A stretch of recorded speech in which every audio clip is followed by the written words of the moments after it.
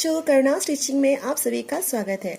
किसी भी कवि, कवियत्री, लेखक, लेखिका की रचनाओं के बारे में जानने से पहले हमें उनके जीवन परिचय के बारे में जानना बहुत ही ज़्यादा ज़रूरी है। तो आज हम कक्षा 9वीं आलोक भाग 1 के पृष्ठ संख्या 97 में रचित कृष्ण महिमा छंदों के जो कवि हैं रसखान, उनके बारे में जानेंगे। तो सर्वप्रथम हमें जीवन परिचय जानने के लिए इस तरीके से 5 बिंदुओं का प्रयोग करना है, जिसमें सबसे पहला बिंदु है जन्म, दूसरा बिंदु है शिक्षा, तीसरी बिंदु है रचनाएं, चौथा बिंदु विशेषताएं और पांचवा और अंतिम बिंदु है मृत्यु।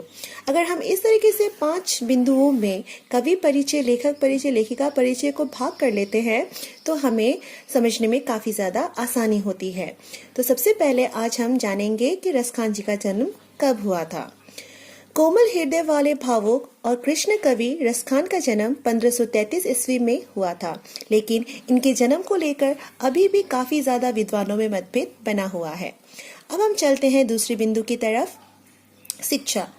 प्रसिद्ध है कि गोकुल में गोस्वामी विट्ठलनाथ जी से उन्होंने भक्ति की शिक्षा ग्रहण की थी। तो इन्होंने किनसे भक्ति की शिक्षा ग्रहण की थी? वो थे गोस्वामी विट्ठलनाथ। अब हम चलते हैं तीसरी बिंदु की तरफ, जो कि है रचनाएं। रसखान जी ने काफी सारी रचनाएं की हैं, लेकिन उन रचनाओं में उनकी केवल 4 रचनाएं जो है वो मुख्य रूप से प्रामाणिक मानी जाती है, जिसमें है पहला सुजान रसखान, दूसरा है प्रेम वाटिका, तीसरा दान लीला और चौथा है अष्टयाम। ये चारों की चारों रचनाएं उनकी प्रामाणिक मानी जाती हैं। अब है चौथा बिंदु। चौथे बिंदु में हम कवि की विशेषताओं के बारे में पढ़ेंगे। तो पहली विशेषता है, कवि रसखान की रचनाओं में हमें सहजता, मधुरता और सरसता देखने को मिलती है।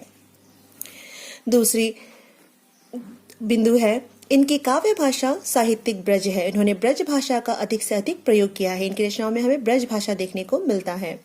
इन्होंने अपनी रचनाओं में दोहो, कवित और सवैयो छंदों का बहुत ही ज्यादा प्रयोग किया है। इनकी रचनाओं में भक्ति रस, प्रेम रस, काव्य रस, इन तीनों का हमें समावेश देखने को मिलता है। अब हम चलते हैं जीवन परिचय के अंतिम बिंदु की तरफ, वो है देहांत। ऐसा माना जाता है कि रसखान जी की मृत्यु 1618 ईस्वी के आसपास हुई। तो ये था आप लोगों का कृष्ण महिमा के कवि रसखान के जीवन परिचय के बारे में। आशा करती हूँ आप लोगों को अच्छी तरह से ये जीवन परिचय समझ में आया होगा। धन्यवाद।